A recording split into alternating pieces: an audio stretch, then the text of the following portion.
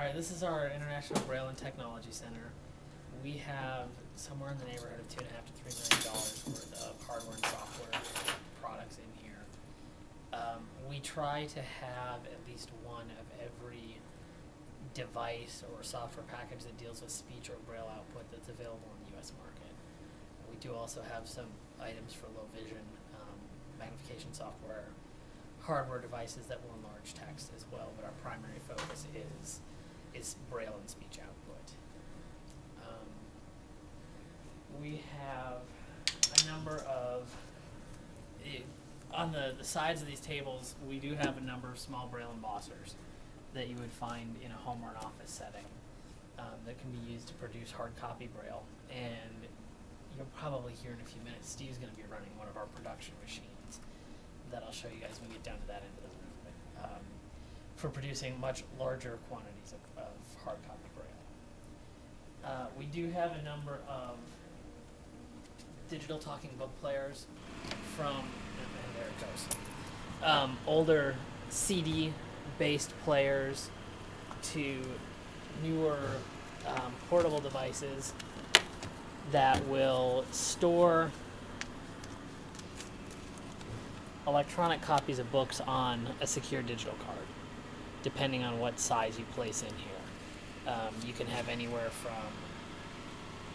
2 or 3 all the way up to 50 or more books on one card at a time. Welcome to Victor Reader.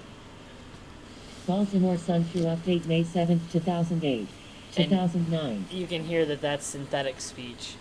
And one of the things that this device, which is the Victor Reader Stream in particular, allows us to do is navigate through a publication. So in this case, the newspaper. Phrase. I can set it to Level 2. What's called a level 2 heading and go between the different sections of the newspaper. News. Opinion. In the opinion section, sports. If I change Today. to the level 3, Level. I can go by article. Coming soon. Film criticism. Old media versus So you have the ability to take advantage of digital technology instead of using cassettes and having to fast forward and rewind to find things that you're looking for. I don't know if Mark has talked to you guys about NFB Newsline yet. Yep. That's where that newspaper that's on there came from, is an electronic download of Newsline content. And you can have that emailed to you and copy it on your portable player every day. When did that technology really come into play? How old is it? Is it a couple years or newer? Which, the digital talking book technology? Yeah, the digital talking book. That player was released in 2007. Okay. So it's really been just the past couple of years that the transition from physical media to digital has really taken place.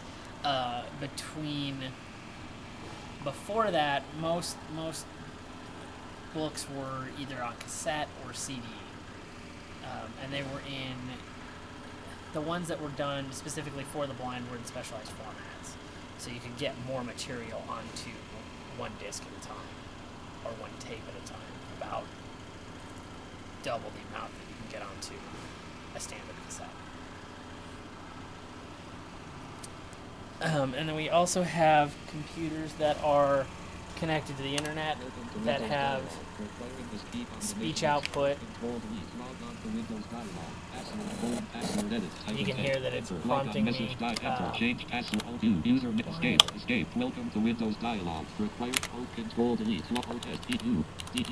Enter. Log on message to enter. Change password. Enter. Wow. Change password dialog. Change password dialog. Your password has been entered. But we also have connected to these a Braille display that will, left right slider 22%. you know what? The increase or decrease use the arrow key. Let me show you a different one. I forgot IT just rebuilt that machine. Username colon condo. The second So it's not quite up to speed.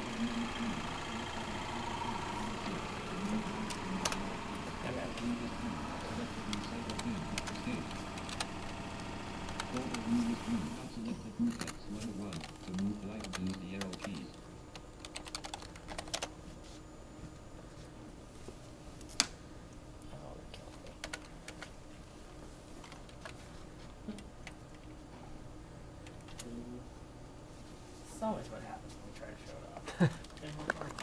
Welcome to Windows dialog. Required keys, Alt Control Delete. Enter. Please wait. Dialog. Loading your personal settings. Loading your personal settings. Nothing like a demo, right? Yeah, exactly. It's demo karma. So now it's booting Windows into N. Windows. In fact, I can pick this one up. This is a refreshable braille display. Desktop. Program Okay. Manager. Folder And- view. View. Not selected my documents. Can I get a picture of that? 119. Yep. To move the items, Everything use that L keys. Your the computer was screen recently reader updated. is Windows recently downloaded and installed saying an important security update that is helps protect your displaying computer. This update on- required an autumn. Is displaying on this display, so you can read it.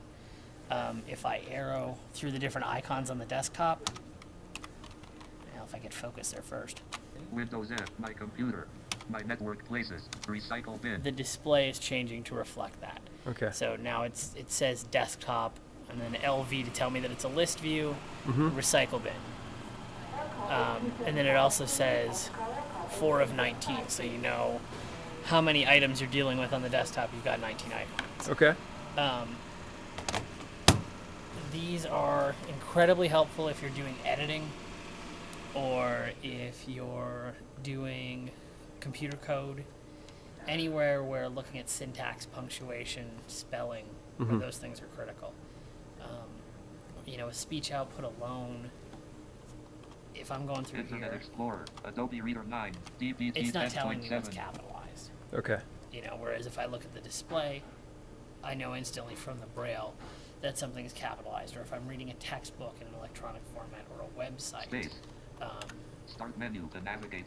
Open new Office document. I can N. easily bring up Leaving Internet. menus. Folder view. iTunes. Internet Explorer. Enter.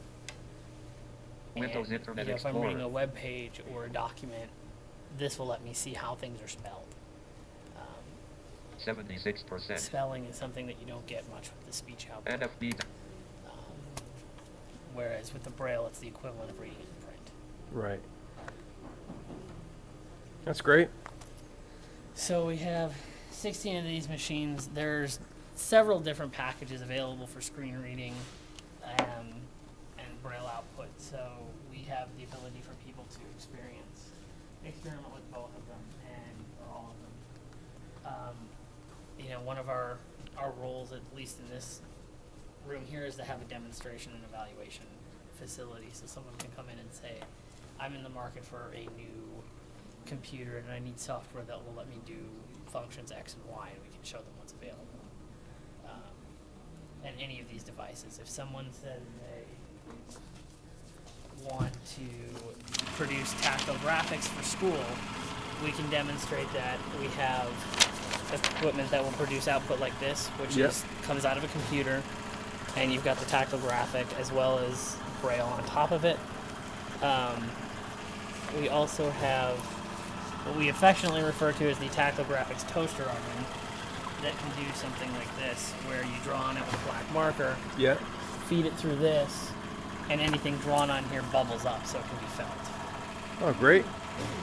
Um, And you call the toaster oven?